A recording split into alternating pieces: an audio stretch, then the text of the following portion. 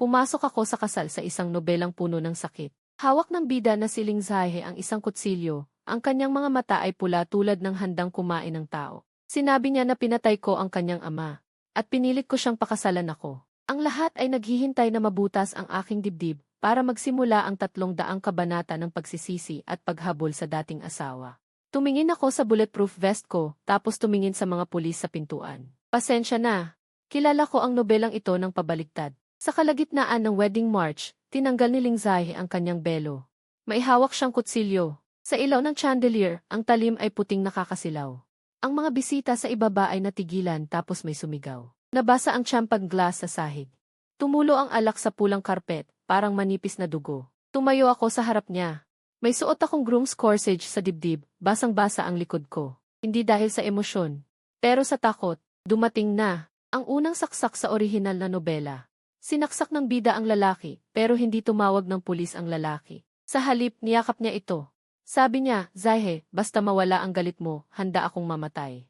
Yun ang orihinal na nobela. 3 araw akong napadpad dito, napunta ako sa isang nobelang puno ng sakit para sa mga babae. Bilang pinakamalaking tangang bida, si Lu Zaiheng. Sa orihinal na nobela, si Lu Zaiheng ay isang lalaking may pera at mukha, pero ang utak ay parang kinagat ng aso. Sinaksak ng bida, sinisiraan ng kontrabida. Traidorin ng sariling ina, agawin ang kapangyarihan ng kapatid, at sa huli ay lumuhod sa ulan para magmakaawa sa bida na bumalik. Dati akong nagbabasa nito hanggang hating gabi, minumura habang nagbabasa, hanggang 3:00 ng umaga. Ang may akda ay malikhain. Ngayon ako na mismo ang nakatayo sa harap ng kutsilyo. Gusto ko lang sampalin ang sarili ko noong nakaraan. Si Ling Zahe ay may pulang mata, nanginginig ang boses. Pero matigas ang kagat. Lu Zaiheng, masaya ka na ba? Patay na ang tatay ko, nasa ospital ang nanay ko. Pipilitin mo pa ba akong pumasok sa pamilya, Lu? Hanggang kailan mo ako pipilitin? Sumabog ang mga tao sa ibaba. Ang mga mukha ng kamag-anak ng Lu ay mas lalong pangit. Hindi ko ginawa. Itinaas ko ang kamay ko para pigilan ang mikropono sa kwelyo ko. Ang boses ko ay matatag kahit ako mismo ay natakot. Ling Zahe, ibaba mo ang kutsilyo. Kung may sasabihin ka, hintayin natin ang pulis. Pumuti ang mukha niya. May sumigaw mula sa ibaba, Zaiheng, loko ka ba? Ano ngayon ang okasyon? Gusto mo pang isangkot ang pulis? Saan ilalagay ang mukha ng pamilya Lu? Ang sumigaw ay nanay ko, si Lu Wanzhen. Nakaupo siya sa unang hilera. Puno ng alahas, ang noo ay kunot na parang papatay ng langaw. Sa tabi niya ay nakatayo. Ang alaga niyang si Suman, pinupunasan ang sulok ng mata gamit ang panyo, pero ang mga mata ay maliwanag na parang nanonood ng dula. Tiningnan ko siya at mumiti. Mahalaga ba ang mukha? O mahalaga ang buhay? Napahinto si Lu Wanzhen. Malumanay na nagsalita si Suman. Kuya, masyadong nasasaktan si Zahe. Hindi niya sinasadya. Huwag mo siyang takutin. Malambot ang mga salita niya, pero tama ang taga. Kung hindi sinasadya, karapat-dapat ba akong saksakin? Hindi ko siya pinansin. Tiningnan ko lang si Ling Zahe. Sino ang nagbigay sa iyo ng kutsilyo? Lalong lumiit ang mga mata ni Ling Zahe. Hindi sinasadyang tumingin siya sa side door ng simbahan. May nakatayong lalaking naka-white suit doon. Si Gok Singsaw, ang kontrabidang parang puting buwan sa orihinal na nobela. Mabait na parang santo. Pero sa likod ay isang ahas. Itinaas niya ang kanyang salamin na may gintong frame, ang mukha ay may tamang pag-aalala. Kung hindi ko alam ang plot, baka maisip ko rin na siya ay inosente. Sa susunod na segundo, biglang napangiwi si Ling Zahe, hinawakan ang kutsilyo at tumakbo papunta sa akin. Sumigaw ang mga tao sa ibaba. Hindi ako nagpakabayani. Agad akong umiwas, pero tumama pa rin ang kutsilyo niya sa dibdib ko. Isang mapurol na tunog, hindi pumasok ang dulo ng kutsilyo. Matigas ang bulletproof vest. Tinigil ang lakas niya. Nanginginig ang pulso niya, nahulog ang kutsilyo sa pulang karpet. Tumahimik ang lahat ng 1 segundo. Tumingin ako sa dibdib ko, ang punit na suit. Nasaktan ako. Ito ay custom-made, 188,000. Buti na lang maingat ako. Hinawakan ko ang pulso ni Ling Zahe, hindi ko ito pinilipit ng malakas. Pinigilan ko lang siya sa ligtas na distansya. Nanigas siya, bumagsak ang luha. Bakit? Sabi ko, dahil takot akong mamatay. Sa sandaling iyon, bumukas ang malaking pinto ng simbahan. Pumasok ang mga pulis, pantay ang mga hakbang, na sumakop sa wedding march. Ang nangungunang opisyal ay nagpakita ng identification. Nakatanggap kami ng ulat, may tao raw na may dalang ipinagbabawal na kutsilyo at nagsagawa ng pananakit. Pakikiusap sa lahat na makipagtulungan sa investigasyon. Na sumakop sa wedding march, ang nangungunang opisyal ay nagpakita ng identification. Nakatanggap kami ng ulat. May tao raw na may dalang ipinagbabawal na kutsilyo at nagsagawa ng pananakit. Pakikiusap sa lahat na makipagtulungan sa investigasyon. Unti-unting pumutok ang ngiti sa mukha ni Guxingzhao habang ako'y nakatingin sa kanya. Dahan-dahan akong nagsalita, Ginoong Gu, huwag kang magmadaling umalis. Lahat ng sinabi mo sa silid pahingahan ay naitala ko na. Tila natigil ang pagliko ni Guxingzhao. Matalino siya, hindi nagpanik o tumakbo. Nagpakitang nasaktan lang, parang ako ang nag-akusa sa kanya ng mali. Ang taktikang ito. Sapat na ang araw na ito, bakit mo pa ako isinasangkot? Agad na sumingit si Suman. Nga, si Kuya Xingzhao ay kaibigang kilala, pumunta lang siya para payuhan kang huwag magpadala sa galit. Paano mo nagagawa iyan? Muntik ko na siyang palakpakan, sabay-sabay silang nagsalita. Magaling ang pagkakasabay, kaya naman sa orihinal na kwento, niloko nila si Lu Zayeng na parang aso. Inihatid ko si Lu Zayeng sa babaeng pulis, saka lumingon sa Opisyal Chen. May monitor sa silid pahingahan, inilagay ko ito 3 araw bago ang kasal. May backup din sa lahat ng pasilyo ng mga bisita. Ang security company ng kasal ay maaaring magbigay agad. Tumango si Opisyal Chen. Ipasundo ang footage. Sa wakas ay nagkunot noo si Guxingzhao sa kasal. Naglagay ka ng monitor sa silid pahingahan? Umiti ako. Madilim ang aking kalooban, natatakot akong may mag-aksaya ng oras sa aking kasal at gawing programa sa batas. May isang bisita na hindi mapigilang tumawa, pero agad na pinigilan. Nakatayo si Lu Zayeng sa tabi. Puti ang mukha niya na parang papel, tumingin siya sa akin, mahina ang boses. Alam mo na noon pa man, hindi ko siya sinagot dahil. Totoo, alam ko na mula pa noong unang araw. Hindi ako pumunta sa bida para magpaliwanag.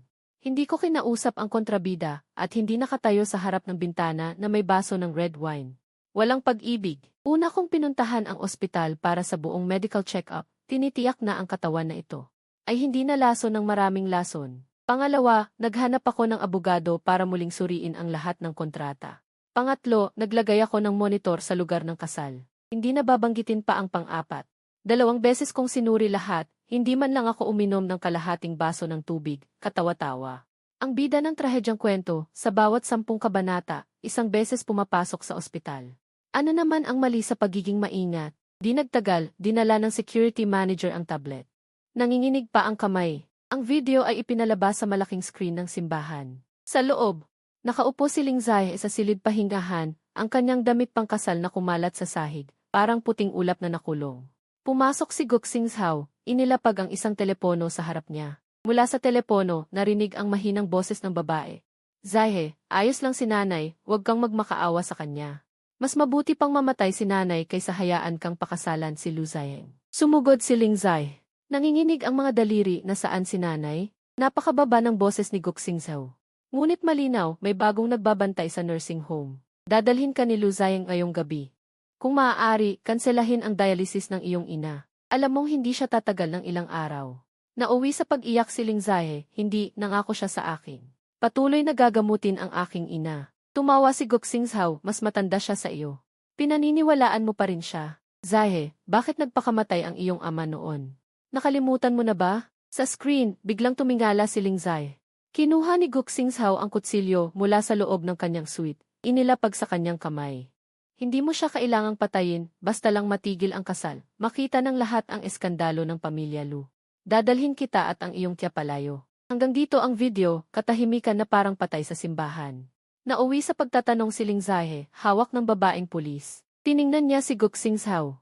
Nanginginig ang labi, sinabi mo lang natatakutin siya. Lumiit ang mukha ni Guxingzhao sa loob ng 2 segundo. Mabilis na bumalik sa kalmado, maaaring i-edit ang video, Zayeng. Para iligtas ang dangal ng pamilya Lu, kaya mong gawin lahat. Tumango ako. Tama ka, kaya mayroon akong original na file, cloud backup. Timestamp, device number, ang security company at notaryo. Papunta na. Sa wakas ay lumamig ang tingin ni Guxingzhao, hindi na siya tumingin sa akin ng malambing. Parang ahas na dumudura ng dila. Ipinakuha ni Opisyal Chen ang kutsilyo, dinala si Guxingzhao sa tabi para tanungin. Nagbago ang kulay ng mukha ni Suman, tahimik na umatras ng kalahating hakbang. Nakita ko iyon. Tiyak na nakita ko na ang kutsilyo na ibinigay ni Yuan ay mula kay Guxingzhao, at ang video ay ginawa ni Suman.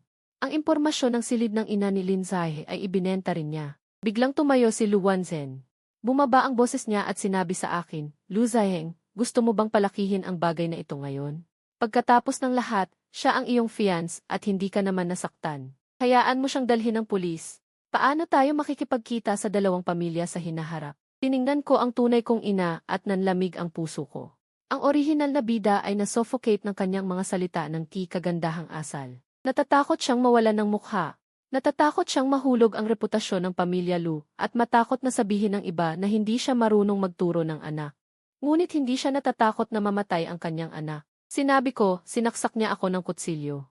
Kung paano ito haharapin ay nasa batas, hindi sa kagandahang asal ng pamilya Lu. Itinaas ni Lu Wanzhen ang kanyang kamay para tamaan ako. Umurong ako ng isang hakbang at ang kanyang sampal ay bumagsak sa wala. Namutla at naging asul ang kanyang mukha. Tahimik kong sinabi, "Ma, huwag kang mag-acting na nasaktan." Puno ng kamera ang lugar. May mga bisitang bumubulong na humihinga ng malalim. Mabilis na inalalayan ni Suman si Lu Wanzhen. "Auntie, galit lang talaga si kuya." Tumingin ako sa kanya, "Suman, huwag kang magmadali. Ang iyong bahagi ay darating pa." Nanigas ang kanyang mga daliri. Sa sandaling iyon, biglang kumala si Lin Zahe mula sa babaeng pulis. Tumakbo siya sa harap ko. Wala na siyang kutsilyo, ngunit hinawakan niya ng mahigpit ang manggas ko. Bumagsak ang mga luha niya, "Lu Zaiheng, nasaan ang nanay ko?" Tinanong niya ito, parang gusto niyang hawakan ang huling hibla. Tiningnan ko siya. Walang saya sa puso ko, tanging kaunting inis at hapdi. Hindi siya walang isip na pabor sa iba. Bago mamatay ang tatay ni Lin Zahe, si Guxing Zhao ang unang tumakbo sa nasusunog na lugar.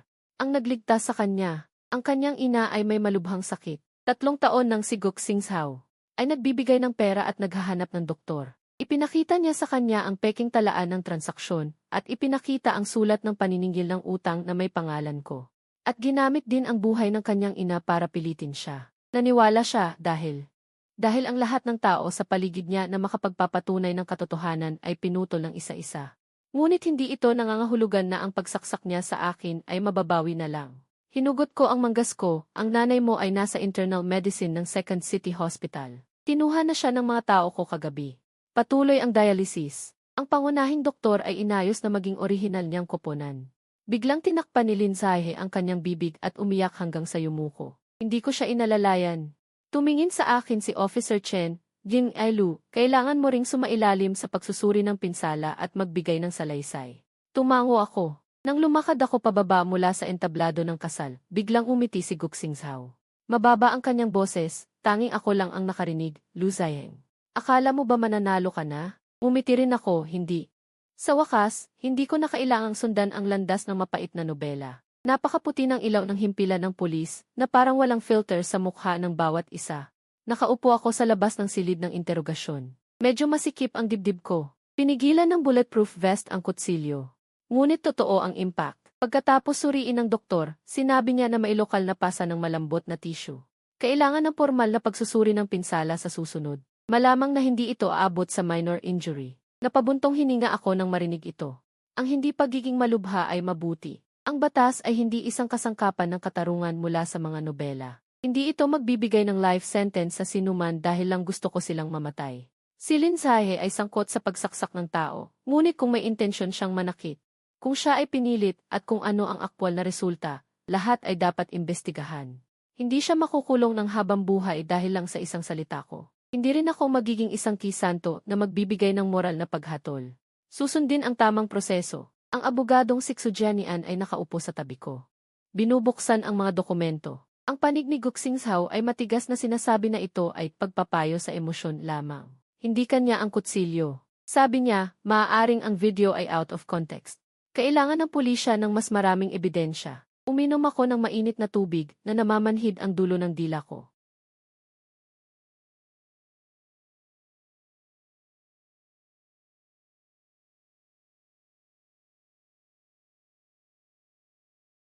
Sumulyap ako sa kanya, "Ang bagay na pinacheck mo sa akin ay may progreso." Bago tumalon ang tatay ni Lin Zahe na si Lin Chengyuan, ang masamang utang sa libro ng kumpanya. Ang huling tatanggap ay tumutukoy sa isang shell company na kontrolado ng pamilya Gu. Nahigpitan ko ang hawak ko sa tasa. Dito, noong kabanata 200, nahayag ito. Sa panahong iyon, kinamumuhian ng pangunahing babae ang pangunahing lalaki, sinasaksak siya ng pangunahing lalaki para sa kanya, nawalan ng alaala ang pangunahing babae. Nabangkarote ang pangunahing lalaki. Ang luha ng kontrabida na nakatayo sa moral na mataas na lugar. Ayaw kong patagalin. Sabi ko, sapat ba ang ebidensya? Hindi sapat para makapaghatol. Ngunit sapat para mag-apply ng karagdagang investigasyon, isinulong ni Lu Zaiheng ang kanyang salamin.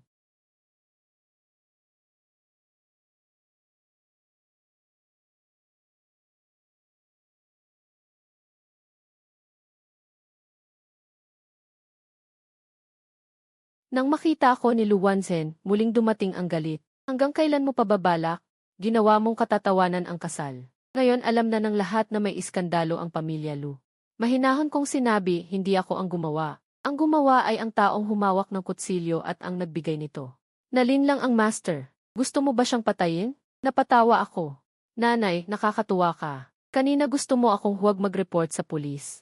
Sinabi mo na siya ay aking fiancé. Ngayon alam mo na, kung hindi, isasama mo siya. Muli kang nagsasalita para sa kanya. Naawa ka ba sa kanya o natatakot na magpatuloy ang investigasyon? Nadala si Suman. Namutla si Suman. Kuya, sabi niya. Bakit mo ako laging ganito iniisip? Biglang lumuha siya, iniabot kay Lu Wanzhen. Ginang Lu, ito ang bank statement ng pagbili ng apartment sa pangalan ni Miss Suman. 2 transaksyon ang galing sa account na may kaugnayan sa GU. Isinumite na namin ang ebidensya sa pulisya. Ang kulay ng mukha ni Suman ay tuluyang nawala. Pilit siyang ngumiti. Iyon ay perang pinahiram sa akin ni Kuya Xingzhao. Kaya kong bayaran. Tumango ako. Siyempre pwedeng magpaliwanag. Mamaya sa loob ay dahan-dahang magpaliwanag. Hawak ni Lu Wanzhen ang papel.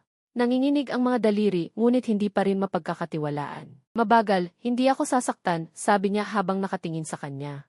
Kaya mo bang ipaubaya sa kanya ang cellphone sa pulisya? Biglang hinigpitan ni Suman ang kanyang bag. Sa sandaling iyon, nakita rin ni Lu Wanzhen na tiyak kong hihilahin siya palabas. Tumingin siya sa akin, sa wakas hindi na lamang puot ang nasa kanyang mga mata. Maaari mo bang sabihin sa akin? Tungkol sa tatay ko, siya ba talaga? Nanahimik ako ng ilang segundo. Hindi pa matiyak ngayon. Lumabo ang kanyang mga mata. Dagdag ko. Ngunit imbestigahan ko. Muling pumatak ang luha niya, ngunit hindi na siya umiyak ng malakas. Sa sandaling iyon, lumabas si Officer Chen mula sa silid ng interogasyon na may seryosong mukha. Ginoong Lu, dumating na ang abogado ni Gu Xingzhao. At saka, sa ospital kung nasaan ang ina ni Miss Lin, iniulat ng security na may sumubok na magkunwaring kamag-anak. Para maglipat ng ospital, pinigilan ng security. Biglang nag-angat ng ulo si Lin Zahe. Lumubog ang puso ko. Mabilis ang kilos ni Gu Xingzhao. Agad kong kinuha ang cellphone ko. Tinawagan ko ang bodyguard sa ospital. Sumagot ang tawag, maingay ang background. Humingal ang bodyguard, Ginoong Lu, isa ang nahuli. Ang isa ay nakatakas. Dala nila ang peking authorization letter. Tanong ko, ligtas ba ang ina ni Lin? Ligtas. Naka-lockdown na ang silid. Malapit ko nang ibaba ang tawag, biglang bumaba ang boses ng bodyguard, Ginoong Lu. Ang nakatakas bago umalis ay nagsabi, huwag kang makialam. Ikaw ang susunod na makakapasok sa loob. Ikaw. Tiningnan ko ang glass door ng himpilan ng pulisya. Sa labas, madilim ang gabi, o nagbanta na sa akin. Sa pagkakataong ito, lalo akong hindi pwedeng hindi makialam. Hindi ako pumunta sa ospital para maging bayani. Karaniwang bida ng sakit na nobela, sa ganitong oras dapat magmaneho ng mabilis mag-isa, humabol sa kriminal sa gabing maulan. Sa kalagitnaan, mabangga ng truck at lumipad. Paggising, ang bida ay nakaupo sa tabi ng kama, umiiyak na parang peras at ulan. Ako ay tumawag. Una akong tumawag sa pulisya para mag-ulat ng dagdag na impormasyon. Pagkatapos, pinaubaya ko sa bodyguard na ibigay ang nahuli sa pulisya.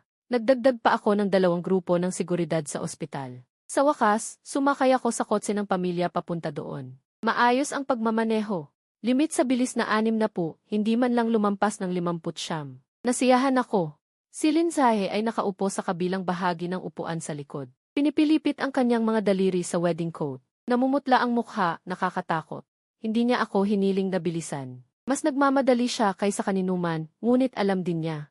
Ngayon, hindi na pwedeng magulo. Sa loob ng kotse, tanging ang tunog ng wiper ang naririnig, ang ulan ay bumabagsak sa salamin. Ang mga ilaw sa kalye ay hinila maging mga dilaw na linya. Ang buong lungsod ay parang nakalubog sa malamig na tubig. Matagal na lumipas. Mahina niyang sinabi, iniligtas ako ni Gu Xingzhao. Tumingin ako sa labas ng bintana. Alam ko, 6 na buwan na ang nakalipas, nasunog ang bodega. Natrap ako sa loob. Siya ang sumugod, ako'y kanyang inilabas sa kanyang likod. Nang magising ako, ang kanyang braso ay puno ng sugat. Sinabi ng doktor kung medyo nahuli pa, maaaring mawalan na siya ng braso. Nanghihina ang boses niya. Pagkatapos ng aksidente ng tatay ko, iniwasan kami ng mga kamag-anak. Ang mga inutangan ang pumipigil sa pintuan. Siya rin ang tumulong sa akin sa mga gawain, naghanap ng doktor, at pumondo sa gastusin sa gamot. Hindi ko siya pinagdudahan, pero tuwing magdududa ako, naaalala ko ang nangyari. Tinakpan niya ang mga mata niya gamit ang kamay. Akala ko, isang taong handang sumugod sa apoy para sa akin. Hindi ako sasaktan. Hindi ko siya pinagtawanan. Ang tiwala ng tao, hindi basta-basta lumalaki. Ito'y isang serya ng mga takot kung saan may umaabot ng kamay. Saka lang ito lalago. Ang pinakamalupit na bahagi kay Guxingzhao ay iniligtas muna niya ito. At saka siya pinaligaw. Binigyan niya siya ng ilaw tapos itinulak sa mas madilim na lugar. Ginawa niyang akala niya siya lang ang makakapagligtas sa kanya. Sabi ko, ang tala ng bombero noong sunog. Inutusan ko ng kunin. Napatingin sa akin si Ling Zai. Nagpatuloy ako sa pagsasalita. Nalaman ang dahilan ng sunog sa bodega. Sirang pinto ang kandado mula sa labas. Ang tawag sa bombero. Hindi si Guxingzhao ang tumawag, kundi isang nagbabantay na dumaan. Kung tungkol sa pagsugod niya upang iligtas ka. Iyon ay 3 minuto bago dumating ang truck ng bombero. Namutla siya. Ang ibig mong sabihin. Umiling ako. Walang ebidensya, hindi ako magtatapos. Pumikit siya, parang inalisan ng buto. Pagdating sa ospital, amoy ng disinfectant ang bumungad. Nakahiga sa kama si ina ni Ling. Payat na parang buto na lang. Nakatusok ang karayom sa kamay. Regular ang tunog ng makina. Sumugod si Ling Zai at lumuhod sa tabi ng kama. Hinawakan ang kamay ng ina. Tumulo ang luha sa kumot. Ina, patawad. Gising si ina ni Ling, dahan-dahang inikot ang mga mata sa kanya. Hirap na inangat ang kamay upang haplusin ang ulo niya. Zai, huwag kang umiyak. Mahina ang boses parang papel. Tumayo ako sa pintuan, hindi pumasok upang makialam. Sa labas ng silid, ibinigay ng bodyguard ang nahuli na tao kay Official Chen. Ang pangalan ng tao ay Zhao Liu. Isang tagapag-ugnay na tagakuha ng pera. Matigas ang dila, sinasabing pera lang ang pinapakiusapan. Hindi niya alam na peke ang kapangyarihan. Bago siya dalhin ni Official Chen, nakita ko ang tingin niya. Laging sumisilip sa dulo ng koridor. Doon, may isang janitor na nagtutulak ng trolley. Nanlamig ang likod ko. Mali, nakayuko ang janitor. Tinakpan ng maskara ang kalahati ng mukha, pero masyadong malinis ang kamay. May puting gilid ng damit sa lailayan. Hindi magsusuot ng ganyang damit ang janitor ng ospital. Agad akong umatras ng isang hakbang. Pinindot ang earpiece ng bodyguard. Pigilan ang janitor na iyon. Huwag lumapit sa silid. Mabilis ang reaksyon ng bodyguard. Tumakbo ang janitor palayo. Nauntog ang trolley. Tinapon ang tubig sa balde, natapon sa sahig. Kumalat ang masangsang na amoy ng bleach. Kumuha ng isang syringe mula sa trolley. Biglang nagulo ang koridor. Isang bodyguard sumugod. Yumakap sa baywang niya. Sinipa ng isa ang syringe. Bumagsak ang syringe sa pader. Natapon ang malinaw na likido sa sahig. Sumugod si Ling Zai palabas ng silid. Nakita ang syringe na wala ng kulay ang mukha. Kasamahan ni Official Chen. Agad na kontrolado ang tao. Nakatayo ako sa kinatatayuan, puno ng pawis ang palad. Kulang na lang, kulang na lang. Nakadagan ang janitor sa sahig, pilit pa ring lumalaban. Natanggal ang maskara, ito si Zuting, assistant ni Guxingzhao. Nakita niya ako, galit na galit ang tingin. Walang utang na loob. Sinisira mo ang plano ni Igyu.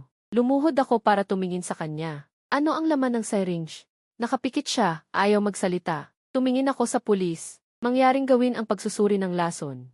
Bahagyang nagbago ang kulay ng mukha ni Zuting. Sumugod si Ling Zai, sinampal siya. Malakas na suntok, tahimik ang koridor. Nanginginig siya.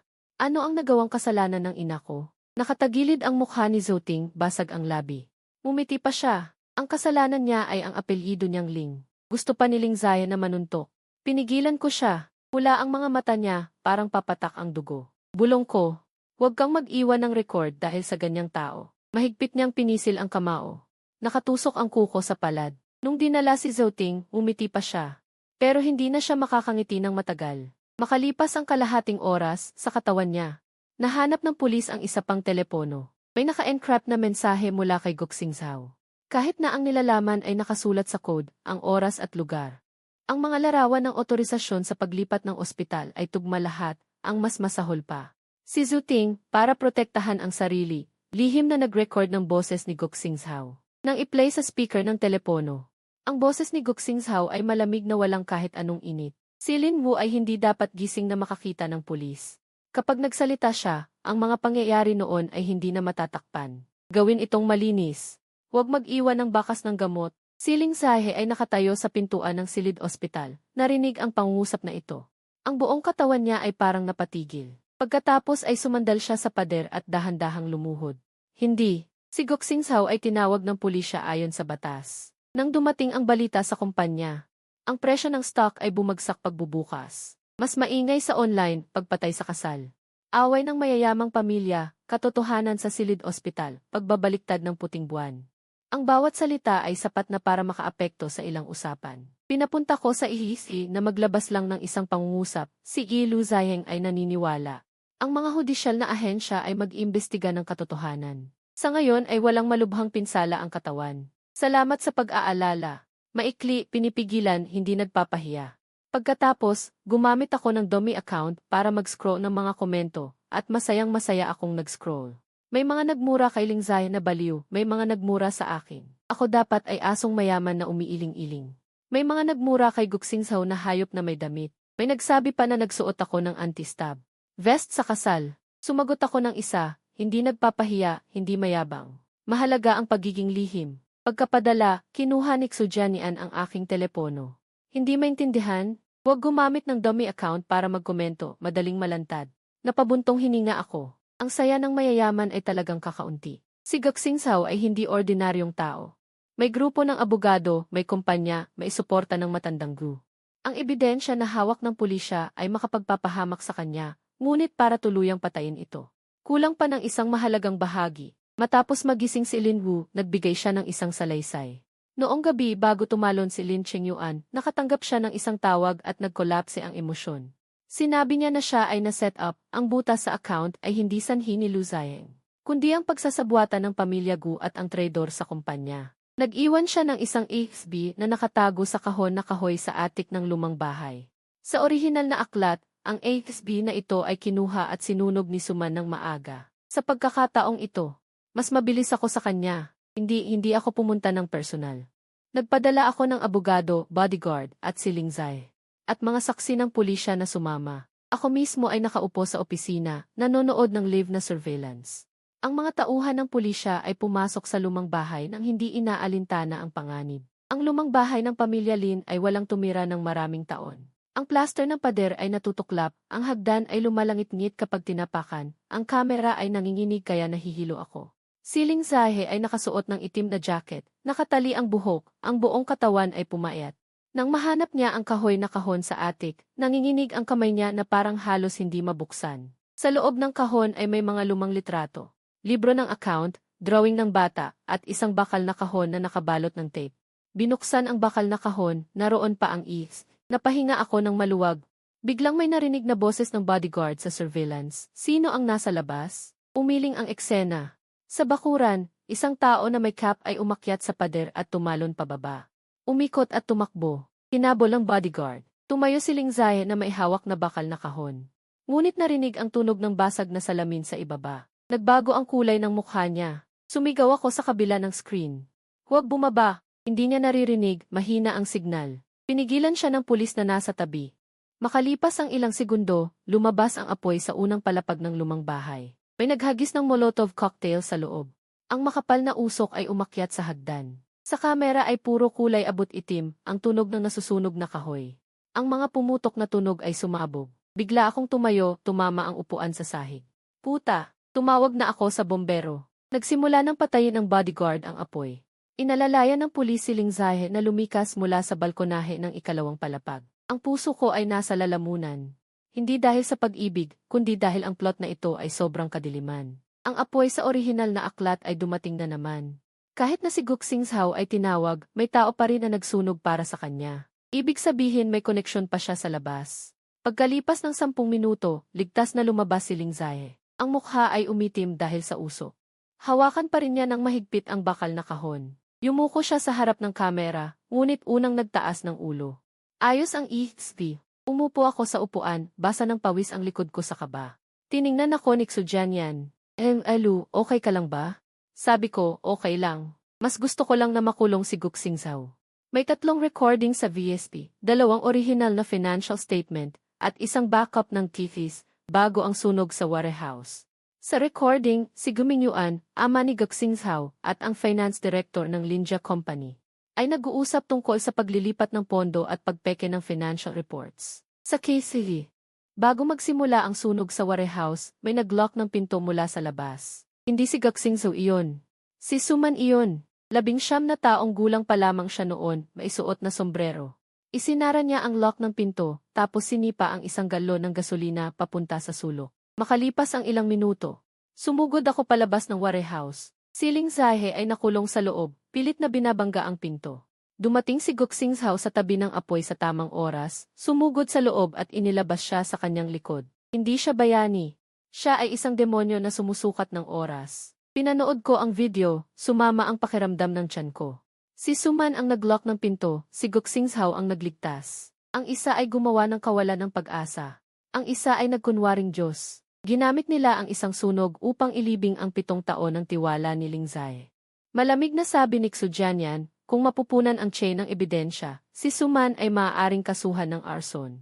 Si Guxingzhao ay hindi bababa sa kasabwat sa krimen. Ngunit depende kung mapapatunayang may pagsasabwatan bago ang gawain. Nakatitig ako sa apoy sa screen. Hindi, sabi ko. Puno natin ito ng paisa-isa. Nawala si Suman. Mas tiyak, bago pa makipag-ugnayan sa kanya ang pulisya para sa investigasyon.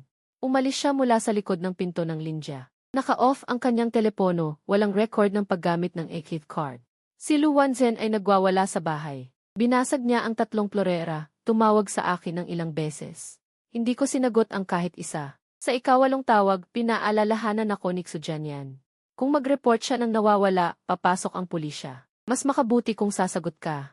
Sumagot ako. Tuwid at sarkastikong boses ni Lu Wanzhen.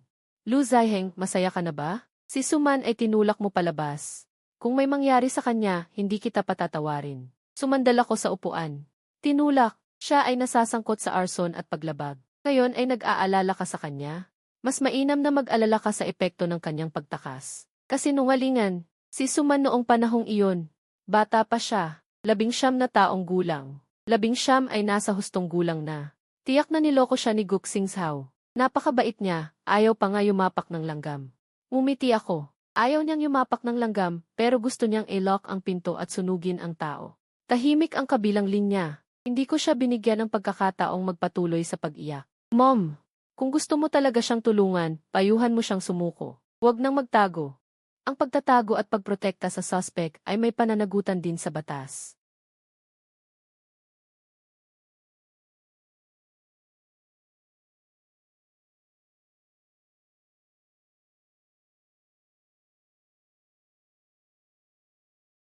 Mahinang sabi niya, kinontak ako ni Suman. Umayos ako ng upo.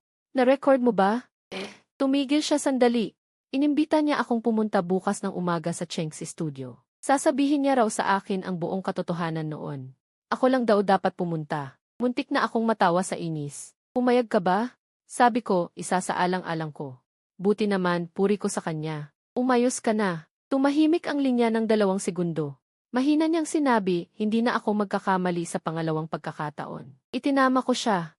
Hindi ka tanga. Naloko ka lang. Pero kung mag-isa kang pupunta ngayon, iyon na ang pagiging tanga. Napatawa siya ng saglit. Napakababa. Alam ko. Kinabukasan. Iniulat namin ang sitwasyon sa pulisya. Batay sa mga lead, nagtalaga sila ng mga tauhan. Hindi ako pumunta sa lugar.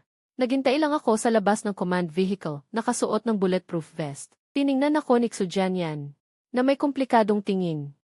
Lu, ito ay operasyon ng pulisya. Hinila ko ang jacket. Respeto sa pulisya, pero hindi hadlang na makisali ako.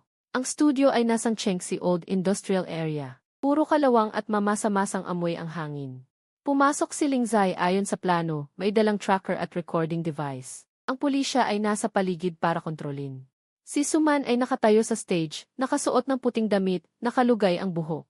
Walang makeup sa mukha, mukhang pagod at walang sala. Nang makita niya si Ling Zahe, umiyak siya. Zahejay, pasensya na, gusto kong sabihin sa iyo ang totoo sa mga nakaraang taon. Pero hindi ko kaya. Huminto si Ling Zahe sa ligtas na distansya at sinabi. Si Suman ay mailuha sa mga mata, hindi ako ang nagkulong sa bodega noon, si Guxingzhao ang pumilit sa akin. Sabi niya, kung ikukulong, hihintayin niya akong iligtas ka. Maniniwala ka sa kanya. Bata pa ako noon, hindi ko alam. Na ganoon kalaki ang apoy. Umiiyak siya at nanginginig ang balikat, naloko rin ako. Talaga? Sa kotse, mahinang sabi ni Officer Chen. Sinusubukan niyang isisi kay Guxingzhao. Nakatitig ako sa screen. Tinanong ni Linzahe, paano naman ang tungkol sa tatay ko? May kislap ng gulat sa mga mata ni Suman. Hindi ko alam. Lumapit si Linzahe ng isang hakbang, hindi mo alam? Ngunit kaya mong bumili ng pera ng pamilya Gu. Hindi mo alam, ngunit bago ang kasal ko. Ipinadala mo ang impormasyon ng ward ng nanay ko kay Guxingshaw. Suman, hanggang kailan ka magpapanggap? Sandaling tumigil ang luha ni Suman tapos ngumiti siya. Unti-unting gumapang ang ngiti na iyon sa kanyang mukha, nakakatakot. Linzahe, anong karapatan mo para tanungin ako? Pinunasan niya ang luha. Naging matinis ang boses, mula sa iyong pagsilang, may nagmamahal sa iyo, itinuring ka ng mga magulang mo na kayamanan. Mahal ka ni Lu Zaiheng, umiikot din si Guxingsu para sa iyo. Ako naman, sa pamilya Lu, ako ay isang alagain, nakatingin sa mukha ng lahat, kahit isang palda. Kailangan kong yumuko ng kaunti. Malamig na tiningnan siya ni Linzahe, kaya isinara mo ang pinto at sinunog ako. Biglang naging hysterical si Suman, gusto ko lang takutin ka, gusto kong maramdaman mo rin. Ang lasa ng paghawak sa buhay ng iba. Kinuha niya mula sa likod niya ang isang remote control. Namanhid ang anit ko. Nagsimulang gumalaw ang mga ilaw sa kisam. Nag-ingay ang mga kadena. Agad na nag-utos si Officer Chen, kilos. Tumingala si Linzahe, nagbago ang kulay ng kanyang mukha, at mabilis na dumapa sa tabi. Bumagsak ang mga ilaw, isang malakas na lagapak, nadurog ang gilid ng entablado. Tumalsik ang alikabok, pumutok ang kahoy, pumasok ang mga pulis. Kontrolado si Suman. Si Suman ay nakadapa sa lupa, mukha niya sa maalikabok na sahig. Sumisigaw pa rin, hindi ako, si Guxingshaw ang nagturo sa akin. Lahat siya ang nagturo. Nakatayo ako sa tabi ng command vehicle, narinig ko ang salitang ito. Dahan-dahan akong huminga. Inamin niya sa wakas. Matapos ma-detain si Suman. Pumunta si Lu Wanzhen sa kumpanya para hanapin siya. Hindi na siya nakaayos na damit, gulo ang buhok. Pula ang mga mata, pagpasok pa lang, sumugod sa akin. Pinigilan siya ng gwardiya. Sumigaw siya sa akin sa kabila ng mga tao. Lu Zaiheng, gusto mo bang sirain ang pamilya na ito? Alam na ni Suman ang kanyang pagkakamali, bakit hindi mo siya bigyan ng daan? Lahat ng empleyado sa labas ng opisina ay nakayuko. Walang nangahas tumingin. Pinapunta ko sila sa labas, isinara ang pinto. Naging tahimik ang mundo. Tinitigan ako ni Lu Wanzhen, puno ng sama ng loob ang mga mata. Pamilyar na pamilyar ang mga reklamong iyon. Sa alaala ng orihinal na may-ari mula pagkabata hanggang ngayon. Noong bata, binasag ni Suman ang florera. Kasalanan ko na hindi ko inalagaan ang kapatid. Nang lumaki, nag-cheat si Suman sa pagsusulit, ako ang nagbigay ng sobrang pressure. Ngayon, sinunog ni Suman ang pinto at nag-apoy, ako ang hindi siya binigyan ng daan. Umupo ako sa sofa, biglang napagod. Ma, alam mo ba na muntik nang mapatay ng apoy na iyon si Linzahe? Gumalaw ang labi ni Lu Wanzhen, ngunit hindi siya namatay. Tumingin ako sa kanya. Ang apat na salitang iyon ay mas nakakasuka kaysa kutsilyo. Kaya basta hindi namatay, mapapatawad? Iniiwas niya ang tingin ko. Si Suman ay anak ng aking dating kaibigan, ipinangako ko sa kanyang ina na aalagaan siya. Tumango ako. At ano naman ang ipinangako mo sa tatay ko? Napatigil si Lu Wanzhen. Tumayo ako, kumuha ng isang dokumento mula sa drawer, at inilagay sa harap niya. Ang trust fund na ginawa ni tatay bago siya mamatay, 3 beses mong inilipat ng walang pahintulot, orihinal na para sa aking edukasyon. Lahat ay pera para sa katatagan ng kumpanya, ginamit mo para punan ang butas ni Suman. Agad na pumuti ang kanyang mukha. Iniimbestigahan mo ako. Pinapanood ko siya.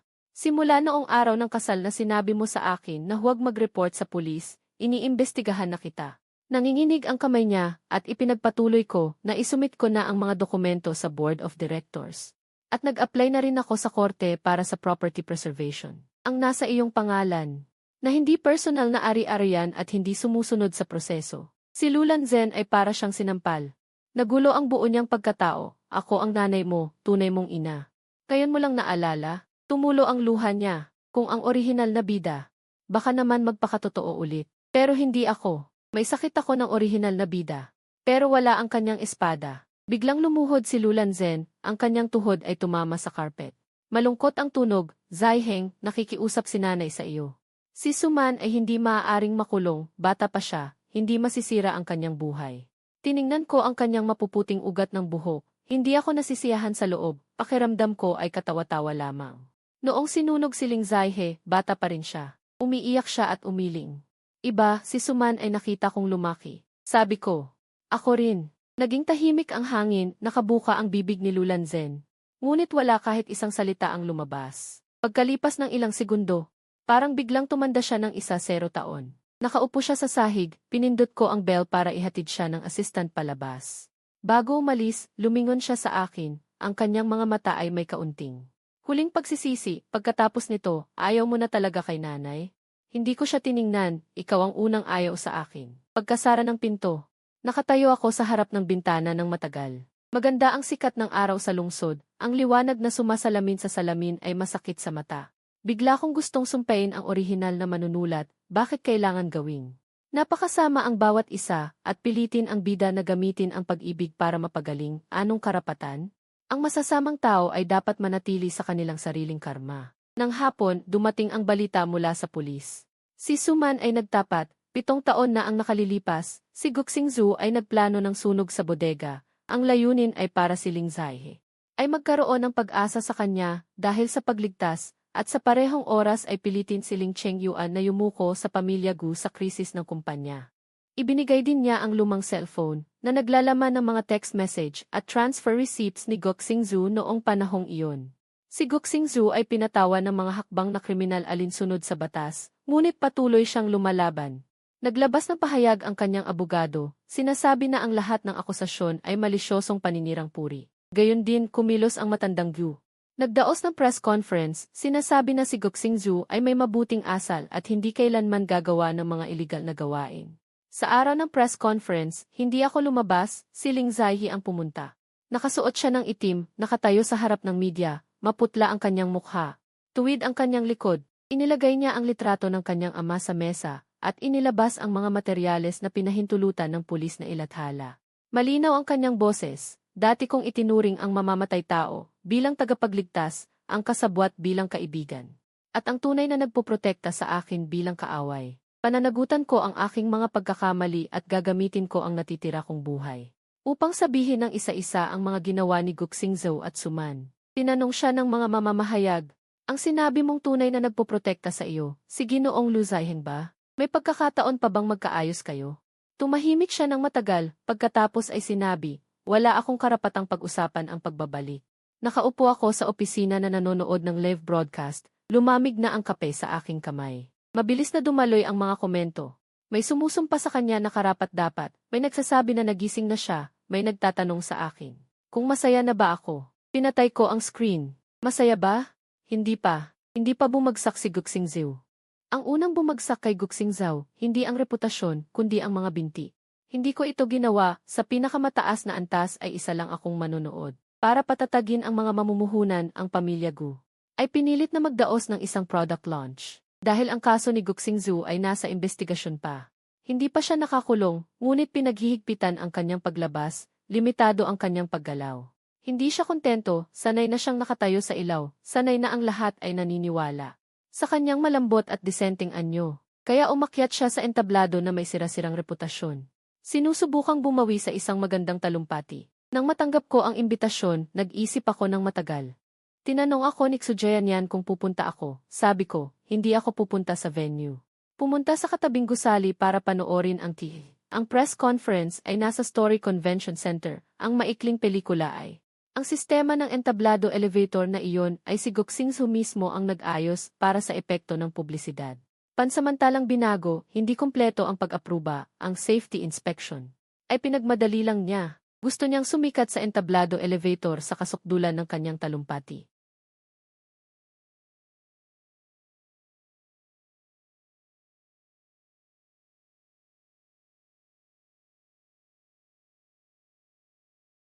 Nahulog ng kalahating metro, nawalan siya ng balanse, ang kaliwang binti ay sumabit sa biyak. Bumagsak ang buong katawan, mula tuhod pababa, ay naipit sa nabagong bakal. Nakakatakot, ang sigaw ay pumunit sa bulwagan, hindi katulad sa telenovela na magandang ungol, kundi isang tunay na hiyaw na lumabas mula sa lalamunan. Ang tili ay parang tela. Napinunit ng pako, biglang nagulo ang eksena, may sumugod sa entablado. May sumisigaw, may kumukuha ng litrato, ang spotlight ay nakatutok pa rin sa kanyang mukha, kitang-kita ang kanyang pawis. Nabasag ang isang lente ng kanyang salamin, kalahati ng mukha ay dumampi sa sahig. Pumuti ang labi, kumakamot ang daliri sa sahig, lumabas ang dugo sa kuko. Nakatingin ako sa screen, hindi ako ngumiti, naisip ko lang. Ang karma minsan ay dumating ng matindi. Nang lumaon, kumalat ang balita mula sa ospital. Ang kaliwang binti niya ay may comminuted fracture, alala ang pinsala sa ugat, kahit magtagumpay ang operasyon. Malamang magkakaroon ng malubhang sekwela, lalo na't siya ay nahulog mula sa pedestal. Nabasag ang buto, sa aspetong mental, mas malamang na darating pa. Mabilis na inimbestigahan ang aksidente sa press conference, sumali ang bombero. Ang Housing at Market Regulation ay nakialam, ang seguridad ng Story Convention Center ay nahukay, pansamantalang pagbabago, iligal na konstruksyon, peking inspeksyon, sunod-sunod. Nagsimulang mang-asar ang netizens. Ang malinis ay malinis, ang marumi ay marumi, si Gigu ay talagang bumaba na sa pwesto. Hindi ba siya mahilig mag-apula? Ngayon ay iligtas naman niya ang sarili. Pagkagising ni Guxingzhao sa ospital, ang una niyang ginawa ay hindi magtanong, kundi utusan ang abogado na pababain ang trending, pero hindi kaya. Dahil sa kulungan, si Suman ay nagsabi pa ng isang bagay.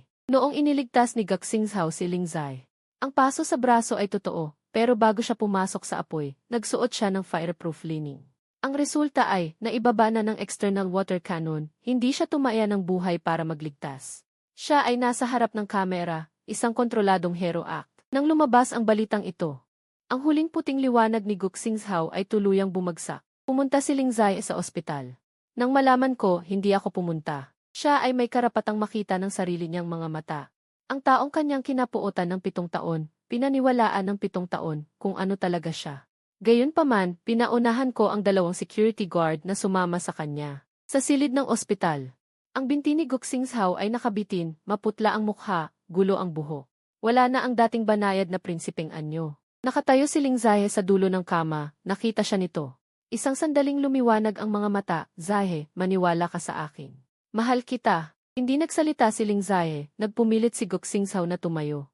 Sumakit ang mukha, dumaloy ang malamig na pawis sa uniforme ng pasyente, ginawa ko ang lahat ng ito. Dahil sa pag-ibig, ang kaya kong ibigay sa iyo, kaya din niluzayeng. Hindi ko lang kayang mawala. Tiningnan siya ni Ling Zai, walang emosyon sa mga mata. Ikinulong mo ang pinto at sinunog, pinatay mo ang tatay ko, ginamit mo ang nanay ko para takutin ako. Tinatawag mo iyon na pag-ibig. Nanginginig ang mga mata ni Guxingzhao, hindi ko intensyon na patayin ang tatay mo. Siya mismo ang hindi nakayanan. Biglang humiti si Ling Zai ng napakagaan, naiintindihan ko na. Hanggang ngayon, iniisip mo pa rin na dapat lahat ay magbayad para sa iyong karumal-dumal. Nagsimulang magdilim ang mukha ni Guxingzhao. Sa wakas ay hindi na siya nagpanggap. Kung hindi lamang dahil kay Luzayeng. Maniwala ka pa sana ngayon. Umiling si Ling Zai, hindi dahil sa kanya. Dahil masyado kang marumi. Ang mga salitang ito ay parang kutsilyo, lumiit ang mga balintataw ni Guxingzhao. Ang pinakaimportante sa kanya ay ang kanyang sarili, ang pagiging malinis sa paningin ni Ling Zai. Siya ang dating itinuturing niyang ilaw na nagligtas sa kanya, ngayon siya mismo ang nagsabing marumi siya. Mas masakit pa sa nabali na binti. Siya ang dating itinuturing niyang ilaw na nagligtas sa kanya. Ngayon siya mismo ang nagsabing marumi siya. Mas masakit ang isang binti. Kumuha siya ng litrato mula sa kanyang bag at inilapag ito sa tabi ng kama. Ang litrato ay si Ling Zai na nakangiti ng mahinahon. Guxingzhao, simula ngayon, sa bawat pagdinig sa korte, dadalhin ko ang litrato ng aking ama. Tumalikod siya at umalis, si Guxingzhao ay nag-iisip sa kanyang likuran, si Ling Zai. Bumalik ka, hindi mo to pwedeng gawin sa akin. Hindi siya lumingon. Sumara ang pinto ng silid ospital. Ang kanyang sigaw ay naputol, ngunit para pa rin siyang isang nakakulong na hayop.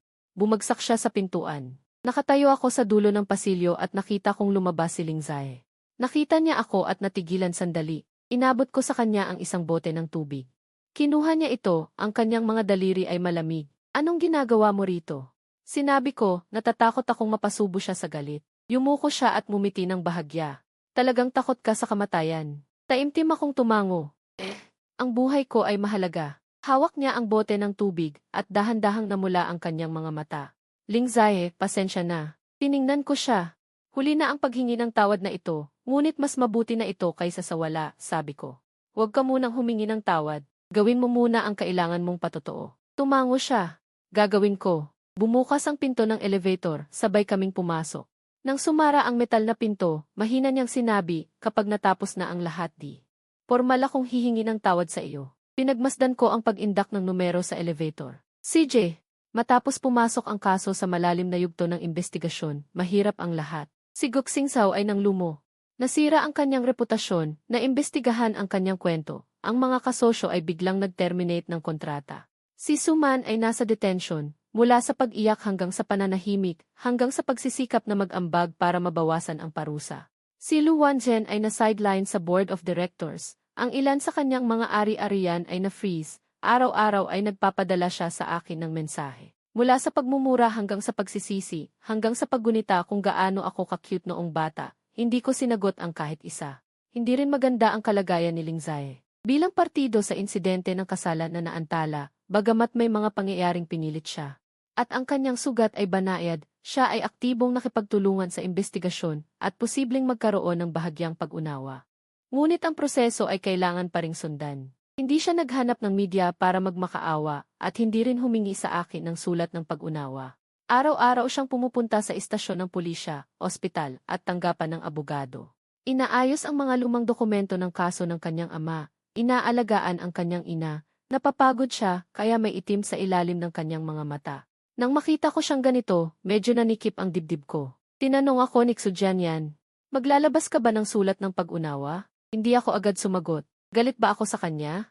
Ang kutsilyo noong kasalan, talaga niya itong itinutok sa akin. Kahit na napilitan siya, kahit na naloko siya, may mga ginawa siya. Ngunit hindi siya tumakas pagkatapos. Ibinunyag niya ang kanyang pinakapangit na kahangalan sa pulisya, sa media, at sa lahat ng nanonood. Personal niyang hinila si Gok Singzhu pababa mula sa kanyang pedestal.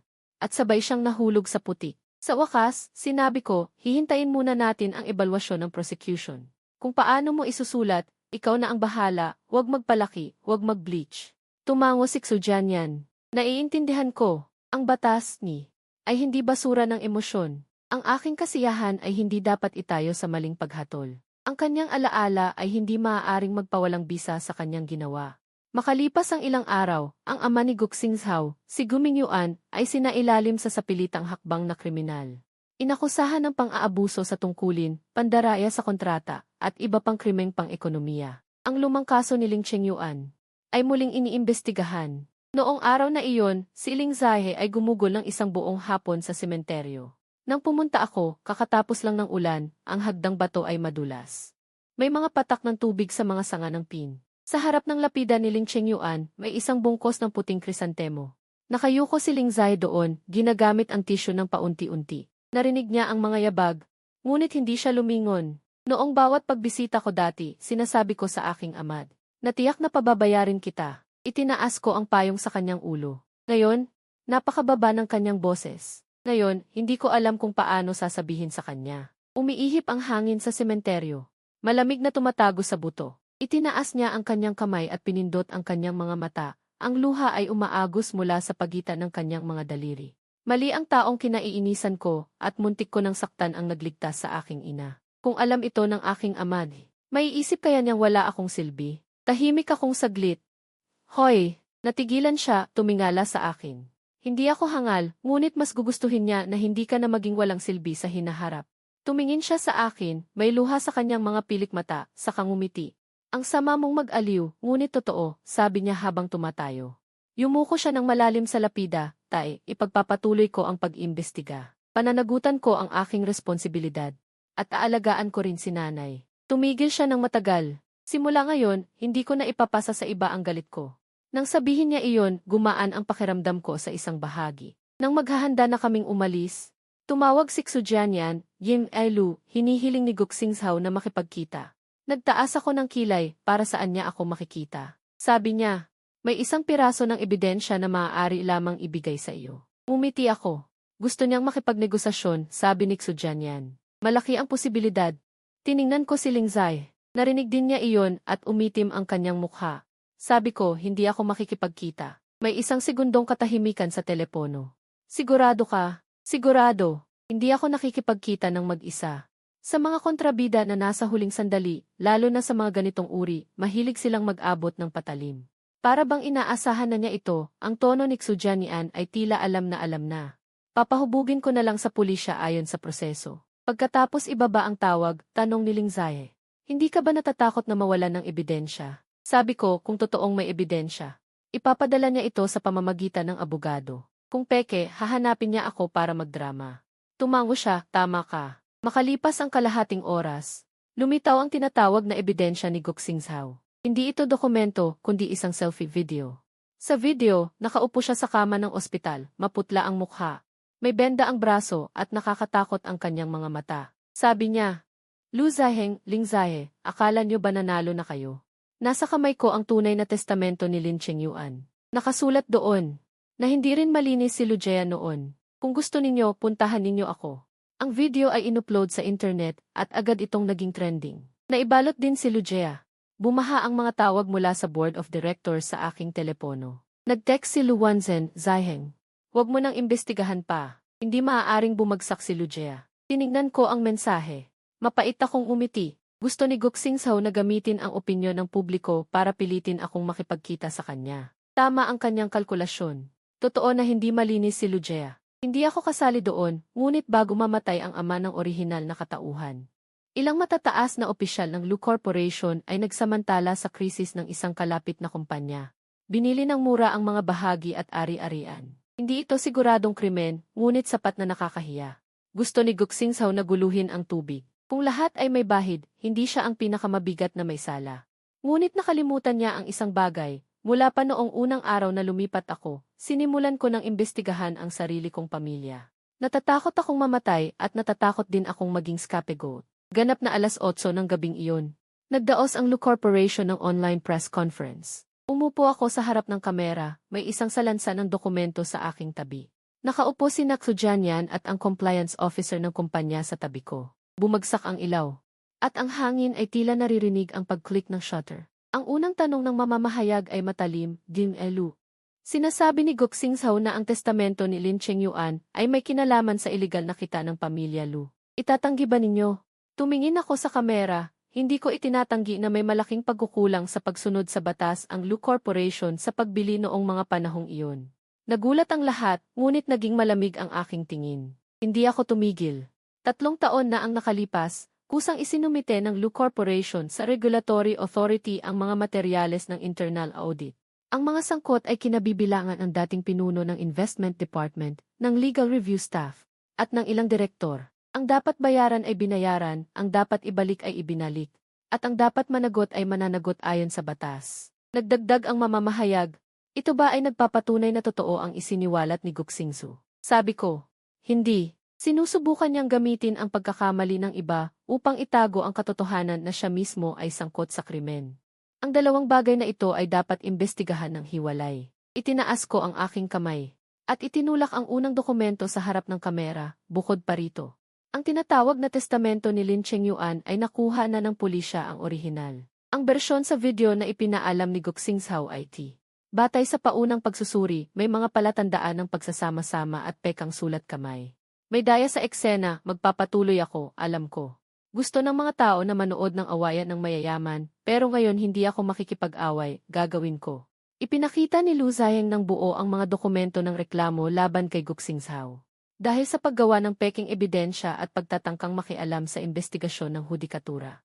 Nagsumite na kami ng mga materyales sa pulisya ayon sa batas. Sa sandaling iyon, medyo nasiyahan ako, hindi dahil nasa mataas na moral na lugar ako, kundi dahil ibinalik ko sa kanya ang kanyang sariling maruming tubig na pinakamahusay niyang ginagamit. 10 minuto pagkatapos ng press conference, sinira ni Guxing Zhao ang dihi sa kanyang silid. Di nagtagal, nagsalita siya tungkol sa kanyang emosyonal na pagsabog, hinugot ang V-needle. Sumandal sa kanyang balding binti, sinubukang bumaba mula sa kama. Nahulog sa sahig, muling napunit ang sugat, humagod ang dugo sa bendahe. Sumakit ang buong mukha niya sa sakit. Dumapa siya, hinawakan ang basag na salamin. Hindi binitawan kahit nahiwa ang palad, paulit-ulit na sinasabi na imposible. Si Lu Zhaiheng ay hindi maaaring mag-imbestiga muna sa sarili, ngunit ginawa ko. Ang isang taong sobrang maingat ay pinuputol ang sariling puwit. Nang gabing iyon, batay sa bagong ebidensya, ipinatupad ng pulisya ang mas mahigpit na hakbang laban kay Guxing Zhao. Isinakay siya naka-wheelchair, ang balding binti ay tulad ng patay na kahoy, ang mukha ay payat na payat. Puno ng mamamahayag sa labas ng ospital, kumikislap ang mga ilaw. May nagtanong sa kanya, Igyu, peke ba ang sulat ng huling habilin? Ipinlano mo ba ang sunog sa bodega? May kaugnayan ba ang pagkamatay ni Lin Chengyuan sa iyo? Nakayuko si Guxing Zhao. Hindi nagsalita, hanggang may mamamahayag na sumigaw. Sinabi ni Lin Zhahe na napakadumi mo. Ano ang masasabi mo? Bigla siyang tumingala, ang mga mata ay nakakatakot na pula. Ang mga salitang iyon ay tumago sa kanyang buto. Bigla siyang nagpumiglas, ang wheelchair ay tumama sa gilid ng hagdan. Muntik nang bumagsak, pinigilan ng pulis ang balikat. Sumigaw siya ng paos. Hindi niya sinabi iyon ng mag-isa. Mahal niya ako, mahal niya talaga ako. Walang sumagot sa kanya, tanging ang kamera na malinaw na kumuha ng kanyang kahihiyang anyo. Si Gok Singzhao, na dating malinis at banayad, ngayon ay nasa wheelchair, sira na. Nasira ang pangalan, arestado ang ama, bumagsak ang kumpanya. Ang babaeng pinakagusto niyang kontrolin ay personal na nagsabing siya ay madumi, walang lakas at ang espiritu. Sabay bumagsak. Nakatayo ako sa malayong kotse, nanonood ng live stream, sa wakas ngumiti. Si Lin Zhae sa tabi ko, ang kanyang mga mata ay namumula, ngunit hindi umiyak. Sinabi niya, akala ko hindi ako matutuwa nang makita siyang ganito. Mali, hindi, umiling siya. Mayroon, ngunit higit na kasuklam-suklam, sabi ko. Normal, kung matapakan mo ang tae, kailangan mong linisin ang sapatos kahit manalo ka. Natigilan siya saglit pagkatapos ay natawa ng malakas. Sa pagkakataong ito, mas totoo ang tawa. Sa labas ng bintana ng kotse, nagsimulang umulan muli. Pinanood ko si Gok Singzhao na isinakay sa kotse. Sa wakas lumuwag ang tali na matagal nang napakakipot sa aking dibdib, ngunit hindi pa tapos ang kwento. Naghihintay pa sa paglilitis si Suman, hindi pa nababayaran ni Lu Wanzhen ang kanyang bayad. At sa pagitan namin ni Lin Zhae, mayroon pa ring kutsilyo mula sa kasalan. Makalipas ang kalahating taon, sunod-sunod na idinaos ang mga kaso. Mas mabagal ang proseso ng batas kaysa sa nobela at mas kalmado. Walang biglang lumabas na nakakagulat na ebidensya sa korte, walang hukom na pumalo sa mesa at nagdeklara ng parusang kamatayan. Isang piraso ng ebidensya ang isinaumite. Isang saksi ang humarap, nagtalo ang mga abogado sa bawat detalye. Bumaba ang oras. Ngunit dahil mabagal, kaya bawat hakbang ay tila matibay. Si Guming Yuan ay nahatulan ng parusang pagkakakulong dahil sa pandaraya sa kontrata. At iba pang krimen tulad ng pag-aagaw ng posisyon. Ang mga kaugnay na iligal na kita ay sinundan. Ang mga kaso na kinasasangkutan ni Gok Singzhao ay hiwalay na pinakinggan. Sa kaso ng sunog sa bodega, itinakda ang maling paghatol. Siya at si Suman at iba pa ay nagsagawa ng mapanganib na gawain. Bagaman walang namatay, nagdulot ito ng malubhang kahihinatnan at masamang epekto. Matapos ang pagsasama-sama ng mga parusa, siya ay hinatulan ng mahabang panahon ng pagkakakulong. Ang eksaktong bilang ay inihayag sa paghatol. Si Lin Zhae ay nakaupo sa upuan ng mga manonood, hawak ang larawan ng kanyang ama. Si Gok Singzhao ay nakaupo sa upuan ng akusado. Ang kaliwa kong binti ay hindi pa rin maayos, kailangan ko ng tulong para tumayo bago ang hatol. Ang itsura ng kanyang mukha ay parang basag na porselana, una ay hindi naniniwala, pagkatapos ay sumabog. Sa wakas ay dahan-dahan siyang bumagsak, tumingin siya kay Lin Zhae, may natitira pang pagmamakaawa sa kanyang mga mata. Hindi naghintay si Lin Zhae, mahinahon lang siyang tumingin sa kanya. Gumalaw ang labi ni Gok Singzhao. Parang gusto niyang sabihin ang kanyang pangalan, dinala siya ng mga pulis, napakabagal ng kanyang paglakad. Halata ang pagdrag, bawat hakbang ay may mabigat na tunog, ang tunog na iyon ay bumabagsak sa sahig ng korte. Parang nagpapatunog ng kampana ng kamatayan para sa mga pinagplanuhan niyang eksena noon.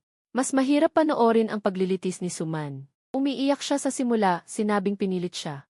Sinabi niyang bata pa siya at walang alam, sinabi ring nasasaktan siya. Pero inilabas ng pulisya ang kanyang mga tala sa cellphone. Mga transfer, bank card, fingerprint ng remote control, maraming kontradiksyon ang inilatad isa-isa. Lalong lumakas ang kanyang iyak. Nakaupo si Lu Wanzhen sa upuan ng manonood, pumayat siya ng husto. Nakita siya ni Suman, bigla siyang sumigaw sa pagkasira, kung auntie. Iligtas mo ako, sabi mo, poprotektahan mo ako. Pinikit ni Lu Wanzhen ang kanyang bibig, nanginginig ang buong katawan, pero wala siyang magawa. Pagkapahayag ng hatol, dinala si Suman palayo. Noong dumaan siya kay Lu Wanzhen, biglang nagbago ang mukha niya, ang kanyang mga mata ay makamandag na parang nilason. Wala kang silbi. Sabi mo, ang pamilya Lu ay magiging akin, niloko mo ako. Natigilan si Lu Wanzhen, narinig ng lahat. Sumisigaw pa si Suman. Kung itinuring mo talaga akong anak, bakit hindi mo ibinigay sa akin ang shares? Bakit sa huli, mas pinaboran mo pa rin si Lu Zhae? Nakakadiri kayong pamilya Lu.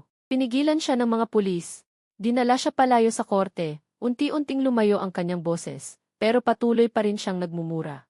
Nakaupo pa rin si Lu Wanzhen sa kanyang pwesto, wala nang kulay ang kanyang mukha. Ang maliit na kuneho na kanyang inalagaan ng maraming taon. Sa huli ay kinagat siya, duguan ang kanyang kamay. Ito ang kanyang espiritual na paghihiganti. Pagkatapos ng paglilitis, hininto niya ako sa harap ng korte. Malamig ang hangin ng taglamig. Nakasuot siya ng manipis, ang kanyang mga daliri ay namamaga sa lamig. Zaiheng. Tumigil ako. Tumulo ang kanyang luha. Narinig ko ito. Pero hindi ko ito mapapatawad para sa kanya. Sinabi ko, huli na. Masakit na yumuko si Lu Wanzhen. Alam ko, hindi ka hinihingi ni inay ng kapatawaran. Gusto ko lang itanong kung minsan ay makakauwi ka ba para kumain. Umiling ako. Ang liwanag sa kanyang mga mata ay tuluyang nagdilim. Bibigyan kita ng buwanang allowance at mag-aayos ako ng mag-aalaga sa iyong kalusugan. Tungkol sa bahay, hindi na ito bahay. Nanginginig ang kanyang mga labi. Ano ako? Nag-isip ako, isang estranghero na may dugong relasyon.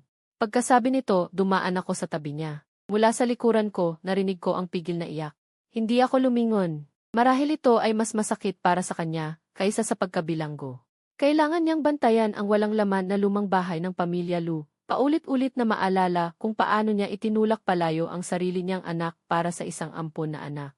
Sa salamin, sa sandaling iyon ay naroon pa rin siya. Sa espiritu, siya mismo ang naghatol sa kanyang sarili na maging mag-isa. Sa tingin ko, ito ay patas. Doon, nakatayo si Linzai sa ilalim ng hagdan. Nakasuot siya ng beige coat.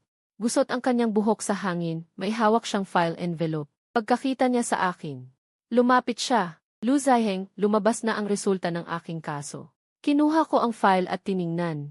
Isinasaalang-alang ng prosecutorial organs ang mga elemento ng krimen. Mga kahihinatnan ng panganib, pag-amin ng pagkakasala at pagsisisi, opinyon ng biktima, at iba pa. Batay sa batas, ginawa ang desisyon ng relatibong hindi pag-usig. Pero kailangan niyang sumailalim sa pagsaway at magbayad ng sibil na bayad pinsala at sumailalim sa psychological correction. Ito ay napakarealistiko, hindi exaggerate, hindi sapat ang panganib.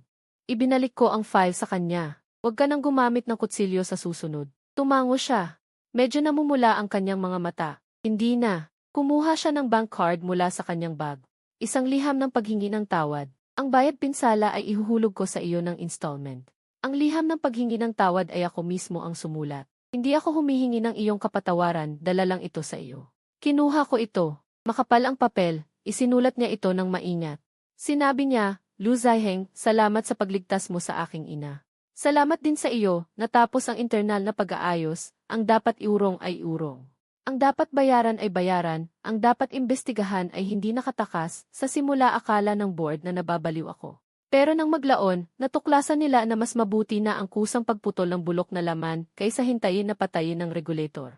Sa wakas, mas buhay pa ako kaysa dati, maayos ang kalagayan ko, lubos na ipinatupad ang pagsusuri sa seguridad. Hindi umiinom ng tubig na galing sa estranghero, hindi sumasakay sa elevator na laging sira, hindi nag-iisang naglalakad sa madilim na daan. Sinabi ni Xujanian na mayroon akong persecution complex, sinabi ko, ano ang alam mo? Ito ay tinatawag na paggalang sa mundo ng nobelang mapait, hindi na bumalik si Linzai sa dating bilog. Nagbukas siya ng maliit na tanggapan ng libreng legal na konsultasyon.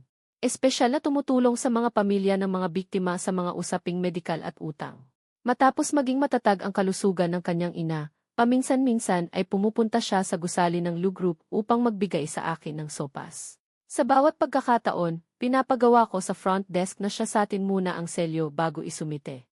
Nang malaman ito ng ina ni Lu, tumawa siya habang umuubo, ang baliw na ito. Ang iyong anak ay napakaingat, gusto ko ang papuri na iyon, si Guxingzhao ay hindi maganda ang lagay sa bilangguan. Nabalitaan ko na ang kanyang binti ay may permanenteng epekto, kaya hindi siya makatulog buong gabi. Kailangan niya ng saklay para makalakad ng malayo, matapos ang pagkalugi ng Group.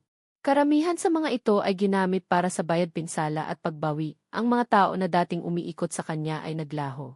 Mas malupit pa, talagang dinadala ni Linzai ang litrato ni Lin Chengyuan tuwing siya ay pumupunta sa mga proseso ng pagbisita. Hindi niya siya sinisigawan. Hindi rin siya umiiyak, pinapabayaan lang niya ang litrato na tumingin sa kanya ng tahimik. Sa una ay nababaliw pa si Guxingzhao, pero kalaunan ay hindi na siya tumingin, sa huli, kapag narinig niya ang pangalan ni Linzai. Nawawalan siya ng kontrol sa emosyon, nanginginig ang kamay, hindi makahinga, isang taong nabubuhay sa pagkontrol sa iba. Ang pinakakinakatakutan ng taong nabubuhay sa tiwala ay ang mahatulan ng malamig na salita ng mga dating sumasamba sa kanya. Ganon din si Suman, sumulat siya ng maraming liham kay Lu Wanzhen mula sa bilangguan, una ay humihingi ng tulong. Pagkatapos ay sinumpa siyang walang silbi at kalaunan ay humingi muli ng pera. Ilang beses nagpadala si Lu Wanzhen, nang malaman ko, inayos ko ang mga pangangailangan na lampas sa makatwirang pamumuhay. Hindi siya nagreklamo, nakatira na siya ngayon sa lumang bahay. Ang mga bulaklak sa bakuran ay walang nag-aalaga, ang mga pader ay tinubuan ng damo, minsan ay nagkasakit siya. Pumunta ako sa ospital upang bisitahin siya, nakahiga siya sa kama, nang makita ako. Nagliwanag ang kanyang mga mata, pero mabilis na nagdilim, dumating ka. Inilagay ko ang kontrata ng caregiver sa tabi ng kama, ang caregiver ay naayos na, gastos ko. Tumango siya, dumaloy ang luha sa kanyang hospital gown, maaari ka bang umupo saglit? Umupo ako ng 10 minuto, kaunting salita lamang ang nasabi, nang umalis ako. Bigla niya akong tinawag, ang sabi, noong bata ka, gustong-gusto mo ang sweet and sour spare ribs.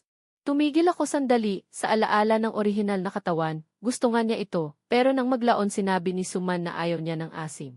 Kaya hindi na ito ginawa sa bahay, sinabi ko, ngayon hindi ko na gusto. Pumikit siya, dumaloy muli ang luha, lumabas ako ng silid. Sumikat ang araw sa koridor, humina ang amoy ng disinfectant. Sa sandaling iyon, naramdaman ko ang kaunting pagmamatigas ng orihinal na katawan sa loob ko. Sa wakas ay unti-unting nawala, nang dumating ang tagsibol, si Lingzai. Nagkita kami sa harap ng tanggapan ng Civil Affairs, hindi para magpakasal, kundi para kanselahin ang aming mga dokumento ng commercial marriage. At ang mga kontrata ng pagtatali ng ari-arian na naiwan mula sa hindi natapos na kasal. Nakasuot siya ng light green na blusa, mas malambot kaysa noong 1 taon, matapos ang proseso. Tumayo kami sa pintuan, tumingin siya sa dokumento, ngumiti. Sa wakas natapos na, tumango ako. Tumingin siya sa akin, Luzaheng, kung wala ang kasal na iyon.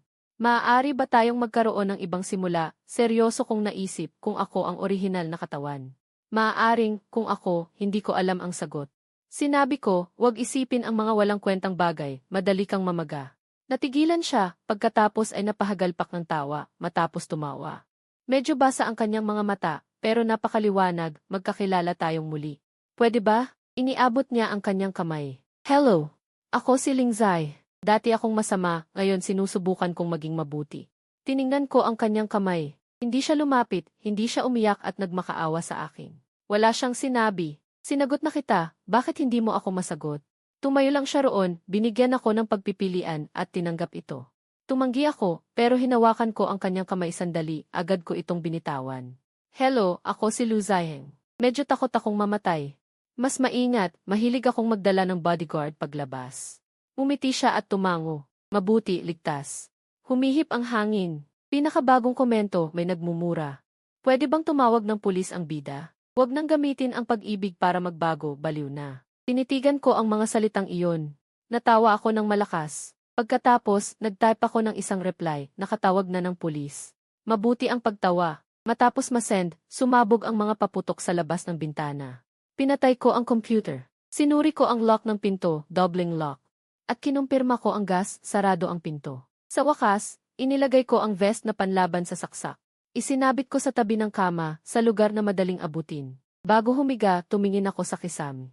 Bigla kong naramdaman na ang mundong ito ay hindi naman masyadong nakakatakot. Basta huwag maging tanga, basta tumawag muna ng pulis.